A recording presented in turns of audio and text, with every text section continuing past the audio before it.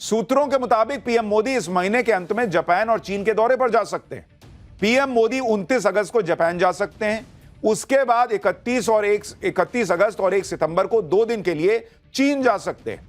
PM Modi annual summit में शामिल होने के लिए जापान जा सकते हैं और चीन में वो एससीओ यानी शांघाई कोऑपरेशन ऑर्गेनाइजेशन के सालाना बैठक में शामिल हो सकते हैं। बॉर्डर पर चीन से तनाव के बाद पीएम मोदी की 6 साल में यह पहली चीन यात्रा होगी। इससे पहले दोनों नेता पिछले साल रूस में मिले थे। गलवान संघर्ष के सालों बाद उनकी यह पहली मुलाकात थी। पीएम मोदी ऐसे वक्त में चीन जा रहे हैं जब चीन भी अमेरिका की टैरिफ धमकियों का सामना कर रहा है, जब ट्रंप चीन को भी धमका रहे हैं कि वो रूस से तेल ना खरीदे। यानी भारत और चीन भले ही पारंपरिक तौर पर अच्छे मित्र ना रहे हों, लेकिन अभी दोनों के लिए एक कॉमन सिरदर्द है। उस कॉमन सिरदर्द का नाम है ट्रंप और ट्रंप की टैरिफ वाली धमकी। तो नरेंद्र मोदी और नरेंद्र मोदी का भारत, जिनपिंग और जिनपिंग का चीन, दोनों मिलकर जो है वो अब ट्रंप को टैकल करने की बात कर रहे हैं। और दोनों ही नहीं, एक तरह से आपका ये रशिया भी, तीनों देश। आप देखिए कि अमेरिका चीन को भी 100% टैरिफ लगाने की धमकी दे रहा है। चीन के सवाल पर ट्रंप कैसे अब्बा डब्बा जब्बा हो गए, वो भी एक बार देखिए। Do you still plan to follow through on your threat to impose 100% tariffs on all countries that purchase Russian energy, including China? Well, I never said a percentage, but we'll be doing quite a bit of that. We'll see what happens over the next fairly short period of time, but we'll see what happens. Yep. यानी Trump अब कह रहे हैं कि मैंने percentage नहीं बोला था कि 100% लगाऊंगा। भाई को समझ में सब आ रहा है और वो ये सोच रहे हैं कि मैं ऐसा करूंगा और मेरा काम निकल जाएगा। अरे बॉस, ये वो दुनिया नहीं है पुरानी वाली, जहां अमेरिका ने कह दिया और दुनिया ने मान लिया। ट्रंप कुछ बिगाड़ नहीं पाएंगे अगर भारत, चीन, रूस एक हो गए। ये बात हम आपको पाठशाला में कई बार बता भी चुके हैं। रूस की तो भारत से पुरानी दोस्ती है, चीन के साथ भी गेम सेट हो रहा है। ट्रंप इसी वजह से भारत और चीन दोनों को टारगेट कर रहा है। लेकिन ट्रंप को सबसे तगड़ा जवाब मिल जाएगा जब नरेंद्र मोदी, शी जिनपिंग और पुतिन की तिकड़ी एक साथ दिखेगी। और यह होने वाला भी है, क्योंकि ऐसी खबरें हैं कि एससीओ समिट के लिए पुतिन भी चीन जा सकते हैं। यानी इधर मोदी चीन में होंगे, उधर पुतिन चीन में होंगे, जिनपिंग तो वहां होंगे ही होंगे। और आप सोचिए, जब यह तस्वीर आएगी रशिया, इंडिया, चाइना, तो अमेरिका में डोनाल्ड ट्रंप के दिलों पर चलेंगी छुरियां। अब चीन में तीनों नेता एक साथ आ गए तो ट्रंप को तगड़ा मैसेज चला जाएगा। यानी कुछ दिन रुकिए, ट्रंप के सिर पर जो भूत सवार है ना, जो वो सोच रहे हैं कि बच्चे की तरफ पैर पटकेंगे और सारे लोग मनाने आ जाएंगे कि अरे मेरा बाबू, क्या बोल रहा है बाबू, बोलना 25%, 50%, क्या ऐसा नहीं होता दुनिया में भाई। पैर पटकने से काम नहीं चलता, क्योंकि ट्रंप कितनी भी धमकियां दे लें, कितना भी टैरिफ का जोर लगा लें, भारत हिलने वाला नहीं। अगर ट्रंप सोच रहे हैं कि वो टैरिफ की धमकियां देकर भारत का कुछ बिगाड़ लेंगे, तो आप ये देख लीजिए कि भारत की इकोनॉमी कल भी मजबूत थी, आज भी मजबूत है और आगे भी मजबूत रहेगी। भारत की इकोनॉमी डेड नहीं है, बल्कि दुनिया की सबसे तेजी से बढ़ती इकोनॉमी है। और यह बात आज रिजर्व बैंक ऑफ इंडिया ने फिर से दोहरा दी। आरबीआई ने भारत की जीडीपी ग्रोथ रेट का अनुमान जारी किया है, जिसके मुताबिक 2025-26 में भारत की जीडीपी ग्रोथ का अनुमान 6.5% है। ट्रंप के टैरिफ से भारत के निर्यात को थोड़ा नुकसान तो होगा, लेकिन भारत की मजबूत आर्थिक बुनियाद इसे संभाल लेगी। यानी आरबीआई कह रहा है कि ठेंगे से हमको फर्क नहीं पड़ रहा, हम 6.5% से बढ़ते रहेंगे, जो करना कर लो। फिर कुछ लोग कहेंगे कि अरे ये तो आरबीआई है, भारत का रिजर्व बैंक है, ये तो भारत के लिए अच्छा ही बोलेगा। अरे भैया, ग्लोबल एजेंसियां भी बता रही हैं कि ट्रंप के टैरिफ से भारत पर कोई बहुत खास फर्क इकोनॉमी को लेकर, जीडीपी ग्रोथ पर नहीं पड़ने वाला। रेटिंग एजेंसी है गोल्डमैन सैक्स, उसने ट्रंप के 25% टैरिफ के बाद भारत की जीडीपी ग्रोथ पर कहा है कि 2025-26 में भारत की जीडीपी ग्रोथ का अनुमान 6.5% है। 25% टैरिफ के बाद जीडीपी ग्रोथ भारत की 0.1% गिरेगी और भारत की जीडीपी 6.4% से की ग्रोथ से आगे बढ़ेगी। अगले साल भी यही चला तो 0.2 हो जाएगा और भारत 6.4 से 6.3 की गति से आगे बढ़ेगा। यानी विदेशी एजेंसीज भी कह रही हैं कि भारत को 0.1-0.2% का बहुत होगा तो नुकसान होगा, इससे ज्यादा कुछ नहीं। यानी डोनाल्ड ट्रंप भारत की जो इकोनॉमी रॉकेट बनी हुई है, उस रॉकेट पे पत्थर मारना चाह रहे हैं। अरे कितना दूर मारोगे यार, रॉकेट ऊपर जा रहा है अंतरिक्ष में। ट्रंप हमारा तो कुछ ज्यादा बिगाड़ नहीं पाएंगे, लेकिन ट्रंप याद रखें कि जो वो आग लगा रहे हैं, उस आग में खुद अमेरिका के लोगों के हाथ जलेंगे। हमने आपको पाठशाला में बताया था कि अगर ट्रंप भारत के प्रोडक्ट पर टैक्स बढ़ा देंगे बढ़े हुए दाम का बोझ अमेरिका पर आएगा। आप देखिए अमेरिका में क्या क्या महंगा हो जाएगा। बहुत सबसे बड़ी बात, दवाइयां महंगी हो जाएंगी, ज्वेलरी महंगी हो जाएगी, प्रेशियस स्टोन्स महंगे हो जाएंगे, गहने, अनमाउंटेड डायमंड्स महंगे हो जाएंगे, गोल्ड प्लेटेड पीसेस महंगे हो जाएंगे, स्मार्टफोन तक महंगा हो जाएगा, towel, cotton sheet, table cloth महंगी हो जाएगी। डोनाल्ड ट्रंप को यह सब देख के जो पसीना आएगा, वो पसीना जिस तौलिए से पोंछेंगे वो महंगा मिलेगा boss. Baby cloth, suits, solar panel component सब महंगे हो जाएंगे। और इनमें कई ऐसे प्रोडक्ट हैं जो अमेरिका में सिर्फ भारत से ही जाते हैं। दूसरे देश का कंपटीशन ना के बराबर है।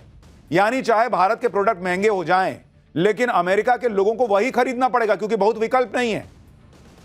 भाई मैं आपको बता रहा हूं, पब्लिक भर भर के गाली देगी अमेरिका की डोनाल्ड ट्रंप को जो वो कर रहे हैं। जैसे आप देखिए कि ट्रंप पहले ही भारत पर 50% टैरिफ की बात कर रहे हैं, उसके ऊपर कह रहे हैं कि फार्मास्यूटिकल्स पर 250% टैरिफ लगा दूंगा। हमने आपको पहले ही बताया था कि भारत पर टैरिफ लगाने से अमेरिका में इलाज महंगा हो जाएगा, इलाज में देरी होने लगेगी, दवाइयां महंगी हो जाएंगी, क्योंकि अमेरिका में 1/3 फार्मास्यूटिकल भारत एक्सपोर्ट करता है। भारत में करीब 50% सस्ती जेनरिक दवाइयां अमेरिका में करीब 50% सस्ती जेनरिक दवाइयां भारत से जाती हैं। जेनरिक दवाई भी महंगी हो जाएगी।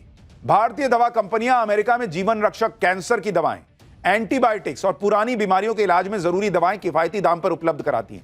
इस सप्लाई चेन में किसी भी तरह की रुकावट दवाओं की कमी और उनकी कीमतों को बढ़ाने का कारण बनेगा, जिससे अमेरिकी उपभोक्ताओं और हेल्थ सर्विस सेक्टर को नुकसान पहुंचेगा। कर लो महंगा, 50, 100, 200, 500, 1500 जितना करना है कर लो। तुम्हारे यहां लोग जो हैं वो दवा नहीं खा पाएंगे। यह हाल तब है जब खुद ट्रंप अमेरिका में दावा कर रहे हैं कि वो अभी तक दवाइयों के 1500% दाम घटा चुके हैं। ये भाई साहब कुछ भी बोलते हैं, इनकी जीभ लपलपाती है और ये कुछ भी बोल देते हैं। अब वो दवाइयों पर पहले 150% टैरिफ लगाएंगे, फिर 250% टैरिफ लगाएंगे और कह रहे मैंने 1500% की छूट दे दी है। आपको ट्रंप के इस दोनों फालतू प्लान के बारे में एक एक करके बताता हूं। इसी रविवार को जब ट्रंप से दवाइयों के दाम को लेकर सवाल किया गया तो उन्होंने रिपोर्टर से कहा कि उन्होंने तो 15% दाम कम कर दिए हैं। लेकिन अब ट्रंप के इस दावे को अमेरिका में मजाक उड़ रहा है, क्योंकि ये तो सब जानते हैं कि किसी भी चीज का दाम 100% ही कम किया जा सकता है। 100% दाम घटाने का मतलब है सामान मुफ्त में मिलना। लेकिन ट्रंप तो कह रहे मैंने 1500% घटा दिया। यानी ट्रंप ने अमेरिका में दवाई तो मुफ्त करवाई ही, साथ में दवाई का 14 गुना दाम भी दिया डोनाल्ड ट्रंप के हिसाब से। भाई वो कह रहे मैंने 1500% सस्ता कर दिया। 100% में तो दवाई मुफ्त हो जाती है। मतलब इनके हिसाब से अमेरिका में कोई दवाई खरीदने जा रहा है तो दुकान वाला उसको दवाई भी दे रहा है और 14 गुना पैसा भी दे रहा है कि भाई ये पैसा भी ले जा, ये ट्रंप ने दिया है। कुछ भी बोल देना है। दूसरी तरफ अमेरिका में एक्सपर्ट कह रहे हैं कि ट्रंप ने दवाइयों के दाम बहुत ज्यादा घटा दिए हैं। ऐसा कोई संकेत नहीं है। यूनिवर्सिटी ऑफ सदर्न कैलिफोर्निया से जुड़े हेल्थ पॉलिसी के डायरेक्टर जेफरी जॉयस ने ट्रंप के दावे को झूठा बता दिया, क्योंकि अगर 1500% दाम कम हो जाएंगे तो इसका मतलब तो यह है कि दवाई कंपनियां कस्टमर को दवाइयां भी देंगी और साथ में पैसा भी देंगी। कुल मिलाकर दवाइयां महंगे होने के सवाल पर ट्रंप ने अमेरिका की जनता को गोल गोल घुमा के छोड़ दिया। अमेरिका में अब इस पर ट्रंप पर बहुत सवाल उठ रहे हैं कि अमेरिकी लोगों के लिए जरूरी सामान महंगे हो जाएंगे, क्योंकि ट्रंप के टैरिफ वॉर का सीधा असर अमेरिकी पब्लिक पर पड़ रहा है। अमेरिका दुनिया के सबसे बड़े फूड इंपोर्टर देशों में से एक है। अमेरिका में खाने पीने की चीजों की पैदावार कम होती है और वो अपनी खाद्य जरूरतें दुनिया के अलग अलग देशों से सामान मंगा के पूरी करता है। लेकिन ट्रंप ने उन देशों पर भारी टैरिफ लगाया है जहां से वो सामान मंगाता है खाने का।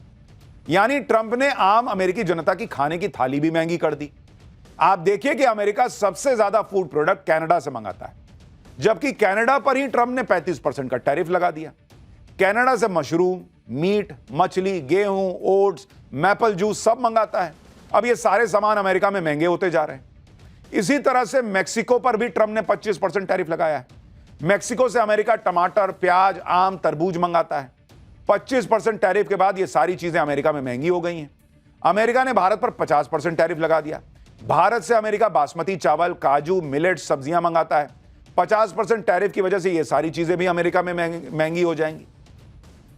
यही हाल चीन, ब्राजील, ऑस्ट्रेलिया, इटली और दूसरे देशों का है, जहां से अमेरिका खाने पीने का सामान मंगाता है। लेकिन टैरिफ लगने के बाद ये सारे फूड प्रोडक्ट अमेरिका में महंगे हो गए।